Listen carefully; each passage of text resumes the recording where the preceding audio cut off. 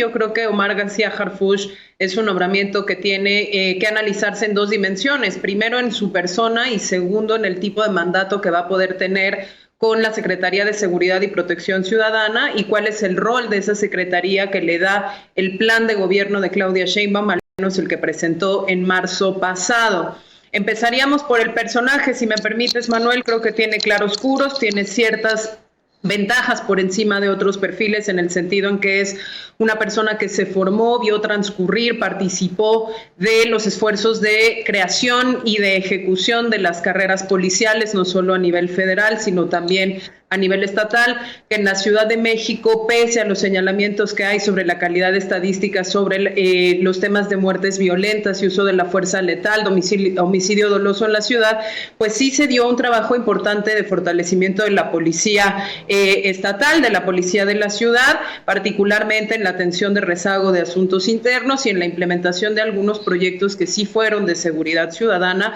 pues en un momento histórico en donde lo que estábamos viendo era una andanada militarista en absolutamente todo el territorio nacional. Sin embargo, también tiene negativos importantes. Uno de ellos es que no genera, digamos, unión al interior de Morena y por lo tanto podrá enfrentar varias resistencias al interior de gabinete, pero también con gobernadores y con miembros del partido en los estados. Y por el otro lado, pues evidentemente los señalamientos sobre su participación o su rol en el caso Ayotzinapa, sobre su participación y su rol también pues en algunos, más bien en las relaciones que tuvo en su momento con García Luna, que es un funcionario que se percibe de venir del calderonismo, de venir del peñanietismo, y que evidentemente pues hay incluso otros señalamientos importantes sobre el manejo de la policía, el uso de la fuerza y la relación con la fiscalía durante la ciudad. Entonces, en ese sentido, el personaje en particular pues va a ser un personaje que va a tener varios retos. Y por el otro lado, los retos que se suman por el mandato acotado que tiene en este momento la Secretaría de Protección Ciudadana, que a pesar de que Claudia Sheinbaum nos dice que la política de seguridad se gesta desde el ámbito civil, que participan directamente tanto los secretarios civiles como los secretarios de la Defensa y de la Marina, pues en el plan de Claudia se presume que la Guardia Nacional, que es el principal cuerpo operativo que en estos momentos tiene, al menos de manera administrativa, la Secretaría de Seguridad y Protección Ciudadana, se transferirá a la Secretaría de la Defensa Nacional y por lo tanto pues será una secretaría que contará con los guardias federales, que contará con el Centro Nacional de Información, quizás con algunos elementos de inteligencia que en ese plan se proponen fortalecer, pero no con una fuerza operativa. Esa está dado por descontado que lograrán la reforma constitucional que hemos debatido en este espacio y mandarán a la Guardia Nacional a la Sedena, y en ese sentido pues permanece esta lógica de militarización en donde hay subordinación incluso del poder civil al poder militar en la conducción formalmente ya de la operación de la política de seguridad. Cerraría diciendo, promete, y su discurso de apertura fue no a la mano dura, no a una política reactiva, vamos a la atención de las causas, vamos con una mano eficiente, me parece que fue el adjetivo que utilizó, y ahí pues la invitación es a revisar que efectivamente, aunque hubo mucho discurso conciliador en materia de seguridad durante este gobierno, pues la realidad fue que el despliegue militar permeó, la militarización de la migración permeó, el uso excesivo de la prisión preventiva oficiosa estuvo ahí, e incluso hubo este llamado a no eliminarla de la Constitución, lo mismo que el arraigo, en algo que son pues no solo mecanismos de abuso de autoridad y de prevención, digamos, del fortalecimiento de las capacidades de investigación de las instituciones de seguridad pública, sino que ya es algo que se ha juzgado abiertamente inconstitucional e inconvencional. Gracias, Luisa Sánchez. Jacobo Dayan, ¿cuál es tu mirada sobre estos nombramientos que se hicieron ayer? Sí, estando de acuerdo completamente con Lisa, solamente agregaría un asunto en el tema de García Harfuch. No es una percepción el tema del vínculo entre el ahora propuesto como futuro secretario de Seguridad Pública y en el caso Ayotzinapa. Dentro del mismo gobierno de Andrés Manuel López Obrador hay que recordar los dos informes presentados por la Secretaría o la Subsecretaría de Derechos Humanos de la Secretaría de Gobernación, en su momento encabezada por Alejandro Encinas, que cuando presentó sus 2 informes sobre el caso Ayotzinapa y a la pregunta expresa de si García Harfuch fue parte de la elaboración de la verdad histórica, de lo que se conoce como verdad histórica, en aquellas reuniones que se realizaron en Guerrero, Alejandro Encinas en ambos casos contestó afirmativamente y de manera contundente que García Harfuch estuvo y fue parte de la creación de la verdad histórica. Entonces no estamos ante una posible vinculación de García Harfuch o que los medios digan que García Harfuch fue parte de esto, sino por un documento oficial de parte del mismo gobierno que ahora se le pretende dar continuidad. Entonces me parece que al interior de Morena existe esta esquizofrenia donde en una parte se habla como el gran secretario de Seguridad Pública que según esto redujo violencia en la Ciudad de México, que también eso es muy cuestionable porque la alteración de cifras en la Ciudad de México fue brutal o sigue siendo brutal en cuanto a homicidios, desapariciones e impunidad. Y por otro lado, el mismo gobierno diciendo que García Harfuch tiene vínculos con esta verdad histórica creada en el gobierno de Enrique Peña Nieto. Entonces dejaría eso ahí en el caso de García Harfuch. El resto de las designaciones me llama mucho la atención. Mario Delgado a la Secretaría de Educación Pública, hay que recordar que Mario Delgado fue uno de los operadores para la creación de la reforma educativa de Enrique Peña Nieto.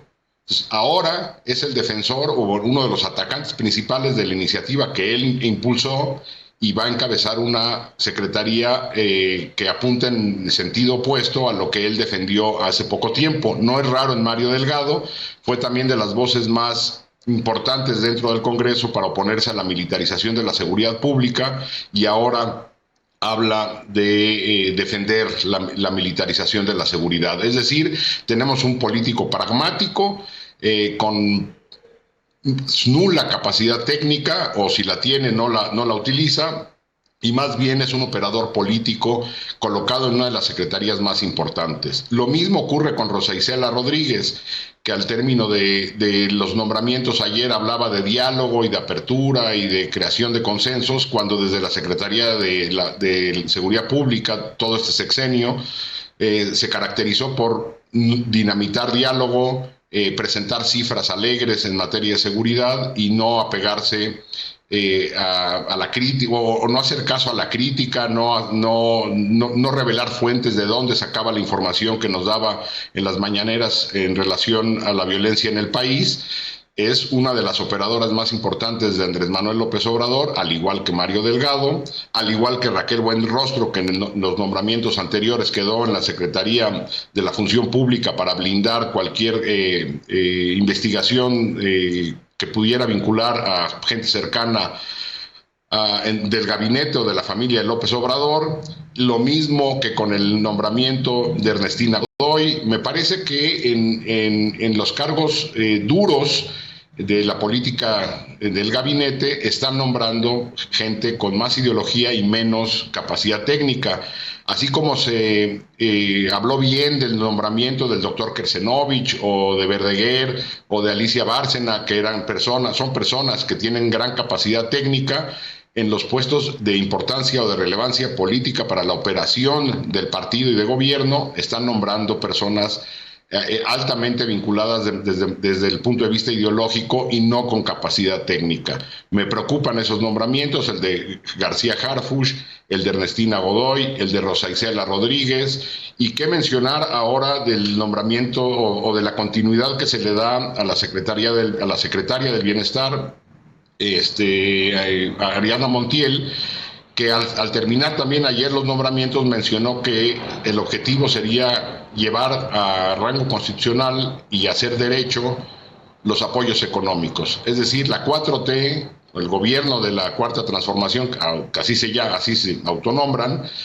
quiere garantizar derechos en la transferencia de recursos económicos, mientras es incapaz de garantizar el derecho a la vida, a la justicia, a la salud, a la educación. Es decir, se asumen como un gobierno de transferencia de recursos y no como un gobierno de garante de derechos. Faltan todavía algunos nombramientos de Claudia Sheinbaum, como el tema de la Secretaría del Trabajo y fundamentalmente pues las secretarías de Marina y de la Defensa Nacional. Lisa Sánchez, ¿cómo ves las cosas en ese rubro? Bueno, evidentemente va a ser fundamental a quien nombre tanto en la Secretaría de la Defensa Nacional como en la Secretaría de Marina por el rol que ambas dependencias han jugado durante la administración de Andrés Manuel López Obrador, ya no solo en la conducción y en la operacionalización de la política de seguridad a nivel federal, sino también porque les transfirieron una serie de funciones durante la administración. La mayor parte de las funciones, es más, el 100% de las funciones que adquirieron fuera de la seguridad les fueron transferidas durante esta administración, y recordemos nada más que la Secretaría de la Defensa Nacional en este momento tiene en sus manos el control migratorio, la construcción de infraestructura pública en materia de comunicaciones ferroviarias, de comunicaciones aéreas, que la Marina está controlando las aduanas y los puertos, y formalmente entre esas dos secretarías pues lo que existe es el control total de todas las mercancías y las personas que entran y salen del territorio nacional. Entonces me parece que va a ser fundamental verlo e insisto, va a ser fundamental verlo también para entonces poder definir cuál va a ser realmente la capacidad de conducción que va a tener Omar García Harfuch. Yo francamente, leyendo nada más el plan de gobierno de Claudia, donde Omar tenía razón ayer en sus palabras iniciales diciendo es muy claro lo que quiere la presidenta electa, pues veo que esa secretaría va a seguir siendo una secretaría hiperdisminuida, que si acaso tendría un rol ahí medianamente relevante si se deciden a refundar y a ver en realidad cuál va a ser el rol de la en la coordinación del trabajo que hagan las y los gobernadores, sobre todo considerando pues que Morena tiene una gran mayoría de gobernadores y que hay ahí obligaciones constitucionales muy importantes en materia de fortalecimiento policial, y que se mencionaba también pues que era necesario la conducción, o se menciona en ese plan el fortalecimiento también de las fiscalías, que son dos de las instituciones que son claves para lograr la reducción de la impunidad, y no necesariamente así solo la reforma del Poder Judicial como estamos discutiendo en este momento. Entonces esperaremos esos nombramientos, veremos qué perfil tienen, y también veremos pues cuáles son los posicionamientos de Claudia Sheinbaum y de Omar García Harfuch respecto a las funciones que desempeñarán. Hubo una única vez en la que durante la campaña Claudia Sheinbaum estuvo dispuesta o mencionó estar dispuesta a revisar funciones fuera de la seguridad que se habían transferido a estas secretarías y a sus corporaciones armadas. No hubo necesariamente mayores pronunciamientos sobre una reforma importante de lo que tienen ellos a su cargo, y mucho menos sobre una reforma democrática a las Fuerzas Armadas. Cerraría diciéndote, Manuel, el día de hoy justamente México tuvo que responder a su examen periódico universal frente al Consejo de Derechos Humanos de Naciones Unidas, y de las más de 300 recomendaciones, precisamente las que el gobierno dice que no va a adoptar y argumenta que no las va a adoptar porque no tendría por qué adoptarlas, son las que tienen que ver con seguridad y con el rol de las Fuerzas Armadas, porque ellos siguen argumentando que mientras el mando de la presidencia en la República sea un mando civil, no hay militarización y por lo tanto no hay necesidad de fortalecer los controles de transparencia y rendición de cuentas de estas instituciones, ni en sus funciones de seguridad ni en el resto de las funciones que tienen. Efectivamente, Lisa, tocas un tema importantísimo que es el examen periódico universal, donde pues sí, México recibió recomendaciones sobre incluso el retiro de las Fuerzas Armadas de las tareas de seguridad pública, e incluso el uso excesivo de la fuerza por parte de los agentes de seguridad, y cómo se está procesando ese tipo de casos, el espionaje que hemos visto, el papel, la implicación de los militares actualmente en el tema del espionaje a través del Centro Militar de Inteligencia. ¿Qué decir justamente de esto que hemos conocido hoy, Jacobo Dayan?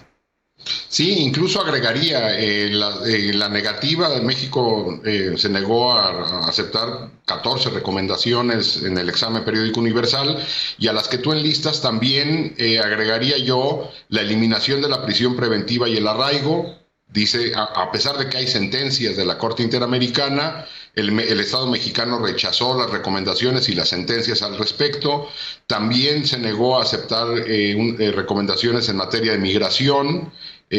donde continuará la política migratoria como está, Y cuando uno ve el paquete, es decir, es migración militarizada, es prisión preventiva oficiosa, es el espionaje que bien dices que está vinculado a las Fuerzas Armadas, el uso excesivo de la fuerza por agentes de seguridad y la militarización, lo que vemos es de que la política para el próximo sexenio continuará en la misma línea en materia de seguridad y justicia como ahora. Ahí están las iniciativas de este paquete de 20 iniciativas mandadas por el presidente en febrero de este año, que seguramente intentarán empezar a aprobarlas en septiembre, donde viene prisión preventiva, la militarización de la Guardia Nacional y de la vida pública, es decir, porque también hay una modificación al 129 donde se le ampliarán las facultades a las Fuerzas Armadas para operar no nada más en tiempos de paz, no nada más en acciones relativas a la doctrina militar, sino a cualquier otra función. Entonces, el modelo de seguridad y justicia será el mismo. La pregunta es, ¿qué papel podría tener una Secretaría de Seguridad Pública en un modelo hiper militarizado donde incluso las Fuerzas Armadas tendrán, o la Guardia Nacional tendrían facultades de investigación? Lo que vemos es un retroceso de lo civil y una ampliación de lo militar y de la mano dura, con el populismo punitivo en la prisión preventiva oficiosa, el arraigo y otros mecanismos que en lugar de traer justicia lo que traen es más bien un incentivo negativo a que las fiscalías hagan su trabajo. Y aquí lo podríamos un poco vincular con la reforma al Poder Judicial, que me parece que Morena ha presentado más propaganda y adjetivos que razonamientos y razones, argumentando una serie de cosas que no tienen ninguna relación causal con lo que se propone, es decir, cómo acabar con la corrupción en el Poder Judicial o con la impunidad. Si la estrategia que se propone es la elección de ministros, ministras, magistrados, jueces, como si el voto directo eliminara la corrupción y la impunidad. Si eso fuese cierto, no tendríamos corrupción ni en el Poder Legislativo, ni en presidencias municipales, gobernaturas, ni cualquier otro puesto de elección popular, o en la misma presidencia de la República. Es decir, no hay ninguna relación causal entre elegir de manera directa a los jueces con abatir la impunidad y la corrupción. No la hay. Y mientras las fiscalías no se toquen, las policías no se toquen, porque el interés es mantener el control político de ello y encarcelar a quien se quiera con la prisión preventiva oficiosa, pues no daremos ningún paso. Entonces, ahí están ya los ejes de seguridad y justicia, que es prisión preventiva oficiosa, no tocar las fiscalías, y la militarización de la seguridad pública. A esto agregaría, y que me parece que es muy preocupante, como en distintos medios, incluyendo se ha hablado con mucha desfachatez sobre que Ernestina Godoy es la mejor fiscal del país, porque así lo ha dicho Claudia Sheinbaum, cuando entrega una fiscalía con 99.1% de impunidad. Es una de las peores fiscalías del país, donde se inventaron delitos desde la fiscalía, donde se respaldó políticamente desde la fiscalía a actores para proteger políticamente a ciertos actores cercanos a la Cuarta Transformación, cuando se ocultó la cifra de desaparecidos en la Fiscalía de la Ciudad de México. Es decir, eso no se quiere tocar, se quiere acabar con el Poder Judicial utilizando una serie de argumentos que más bien parecen propaganda que argumentos serios. Tomo el tema de la reforma judicial, Jacobo, y lo que está planteando sobre el Poder Judicial. Hemos conocido estos días pues la situación del juez Rodrigo de la Peza después de que ordenara una suspensión, o concediera, mejor dicho, una suspensión para el nombramiento de 2 magistraturas temporales en la Sala Superior del Tribunal Electoral del Poder Judicial de la Federación, y lo que vino después, que fue pues la reacción airada del tribunal, interponiendo un recurso de queja ante el Consejo de la Judicatura Federal, desconociendo las competencias del juez, que, bueno, finalmente ese es un tema técnico, un tema jurídico, sobre lo que pues podría tener razón en dado caso el tribunal, pero luego está esta otra dimensión, que es el tema de interponer una denuncia penal en su contra en la Fiscalía General de la República, y por parte de la Secretaría de Gobernación incluso iniciarle un juicio político al juez en no sé si es, Lisa Sánchez, una acción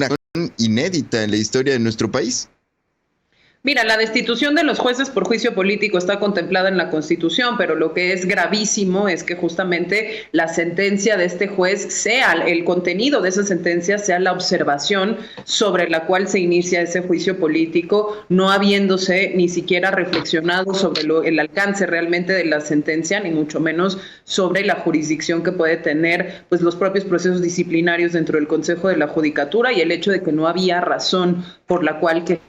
dejarse de que se otorgara una suspensión en esos términos, porque no es ilegal y al contrario es una cosa que es completa y absolutamente necesaria. ¿Qué hizo el juez? Simple y sencillamente, después de años que hemos tenido ese tribunal incompleto por la falta de designaciones, nominaciones de nuevos magistrados, dijo: repóngase el proceso, hágase, más bien retómese el proceso de selección de candidatos y de designación de candidatos, y por favor desígnense los puestos que están vacantes ahí, porque este tribunal necesita funcionar. El proceso electoral, recordemos, en el segmento pasado lo mencionaste tú muy bien, Manuel, aún no acaba y es de vital importancia que ese tribunal esté completo para poder terminar la calificación de las elecciones y sobre todo pues los distintos litigios que se hayan generado por los desacuerdos en los resultados o en el mismo proceso electoral y las violaciones de los partidos. Entonces me parece que sí es un proceso sumamente grave, que estamos hablando sobre una amenaza muy, muy fuerte de uso de las instituciones de procuración de justicia para acallar o limitar el sentido y los efectos o los alcances de las sentencias de los jueces en algo que ha sido provocado directamente por el gobierno de la República, que es la ausencia de estas nominaciones y la ausencia de activación de este proceso, porque simple y sencillamente pues se ha atacado a la autoridad electoral tanto desde el Instituto Nacional Electoral como desde el tribunal durante todo el sexenio. Eso, por supuesto, sin suponer que no hay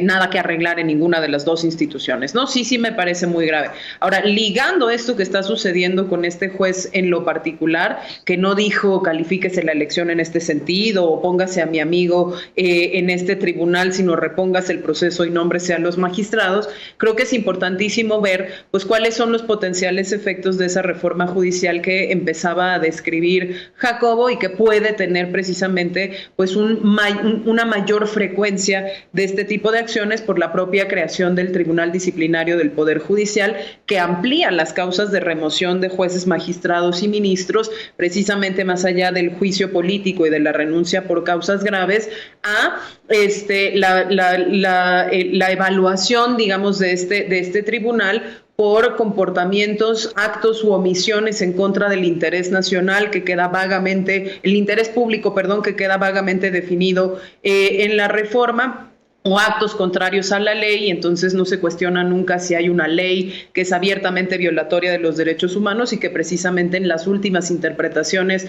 de la Suprema Corte de Justicia se amplía justamente la posibilidad de que jueces puedan emitir suspensiones y sentencias con efectos generales para detener la vulneración inminente de los derechos humanos de muchísimas personas. Vamos a poner nada más un par de ejemplos sobre lo que propone esta reforma al cancelar la posibilidad de que jueces, magistrados y ministros dicten suspensiones de efectos generales o sentencias de efectos generales. Uno es el hecho de que Coahuila y el Estado de México hubiesen tenido que llevar procesos electorales con las reglas del Plan B, que luego fueron declaradas inconstitucionales, y que en su momento la suspensión de efectos generales sobre esa ley permitió que esas dos entidades pudieran llevar a cabo sus procesos electorales bajo las reglas normales previas a esa reforma y que esos procesos pudieran salir bien. De ahí salieron victoriosos candidatos de Morena. Entonces creo que tampoco se puede decir que a partir de la sentencia de esos jueces se limitó la voluntad del pueblo de decidir por los gobernantes que tiene,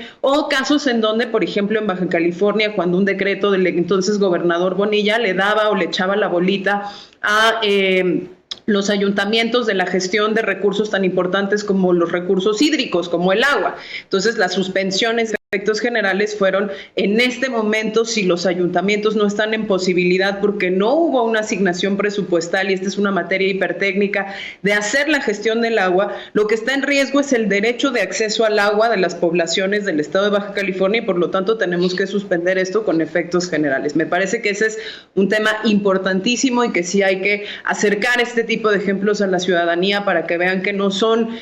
actos restrictivos de sus derechos, sino que al contrario, la más de las veces son actos que están orientados a la protección de los derechos. Y sobre reforma judicial, déjame nada más ampliar una cosa que sería importante, porque bien decía Jacobo que pues los objetivos declarados no necesariamente se van a poder alcanzar con las acciones propuestas dentro de esa reforma, y un ejemplo bien importante es que la reforma, al suponer, digamos, la necesidad de reponer a todos los jueces para que una vez que pasada la elección extraordinaria, aquellos que hayan ganado el voto popular tomen los lugares de los jueces que hoy en día están en funciones, pues lo que arriesgamos es precisamente que los procesos penales federales, aquellos juicios en donde lo que se está discutiendo son casos de delincuencia organizada, de trata de personas, de desaparición, de secuestro, etcétera, se vayan a tener que reponer aquellos que están siendo procesados, digamos, bajo el nuevo sistema penal acusatorio. Y vamos a explicar por qué. Rapidísimo explicamos por qué. El sistema penal acusatorio lo que dice es que como es un juicio oral y no es un juicio de expediente escrito, el juez que reciba el desahogo de pruebas y reciba también el desahogo de alegatos, tanto de la parte acusadora como de la parte de defensa, es el único que puede dictar sentencia porque es el único que escuchó en igualdad de condiciones a las partes y es el único que vio presencialmente el desahogo de las pruebas. Si en este momento lo que decimos es cámbiense los jueces federales y lleguen nuevos jueces penales federales que fueron electos, lo que estamos es frente al riesgo de tener que reponer todos esos procesos penales federales para que entonces vuelvan a empezar desde cero. Y ahí el riesgo es el derecho de las víctimas, el revictimiento y la habilidad de un montón de pruebas que son una vez y que ya fueron desahogadas en esos procesos.